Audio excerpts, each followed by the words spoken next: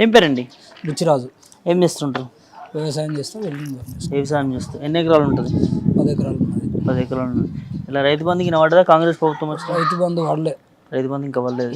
అంటే నాకు ఎక్కువ ఉన్నది కాబట్టి లేట్ అవుతుందేమో అని. గతంలో పడిండాను?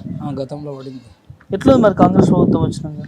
కాంగ్రెస్ ప్రభుత్వం ఇప్పుడే కదా వచ్చింది, మొదలు పెట్టింది. కానీ అయినా కూడా హామీలు అమలైతే అనే నమ్మకం లేదు ప్రజలలో. ఎందుకు? ఇన్ని హామీలు కావాలంటే మనకు ఇన్కమ్ జనరేట్ కావాలి కదా. ఇన్కమ్ జనరేట్ అయ్యే సోర్సెస్ ఎక్కడ ఉన్నాయి? లేవు కదా.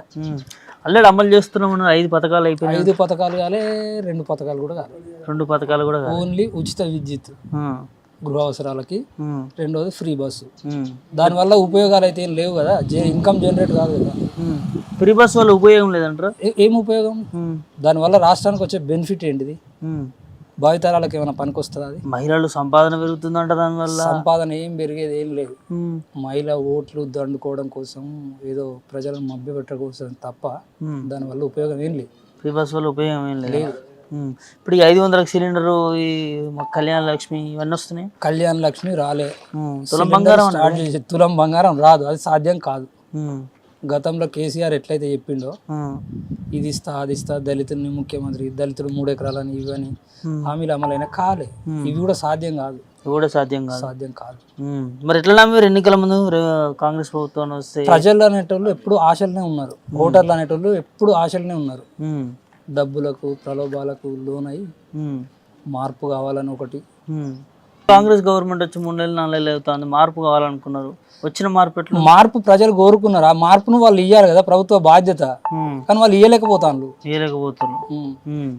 రైతుల పరిస్థితి ఏందని ఇవాళ కాంగ్రెస్ గవర్నమెంట్ లో? రైతుల పరిస్థితి ఏంటంటే, ఇప్పుడు గత ప్రభుత్వంలో ఎట్లున్నదో ఇప్పుడు కూడా అట్లే ఉన్నది. మెరుగు కాలే. బోనస్ ఇస్తా అన్నాడు, అది వానాకాలం అంటే మళ్ళీ వేసంగి అని చెప్పిండు.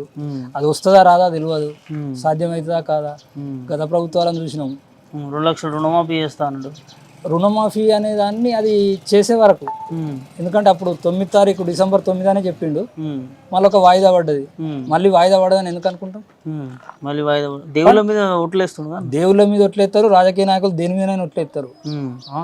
కన్న తల్లి మీద కూడా ఒట్లేస్తారు. రాజకీయానికి అది మామూలు అంత. అట్లా వేసుడు కరెక్టేనంటావా? మరి కరెక్ట్ కాదు. ఇప్పుడు అమలు చేసేటోనికి కొట్ల అవసరమా?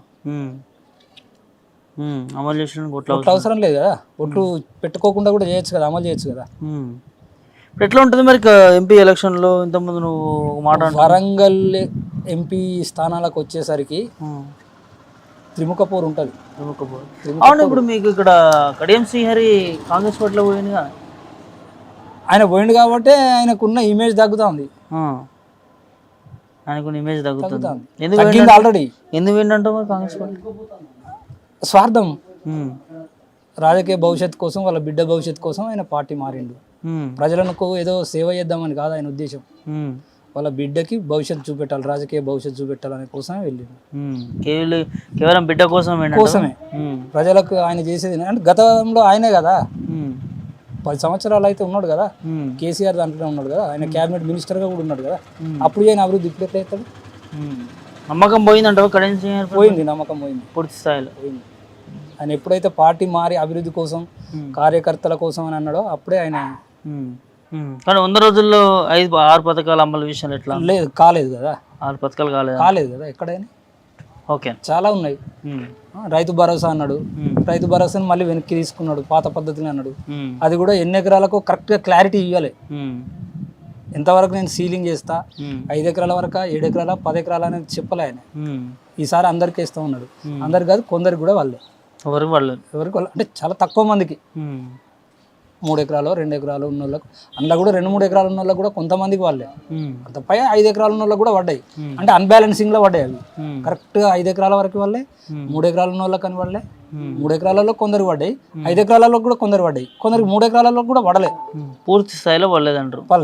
పూర్తి స్థాయిలో పడలే. అంటే ఎటు అర్థం కాకుండా ఉంది కాంగ్రెస్. అర్థం కాని పరిస్థితులు ఉన్నది.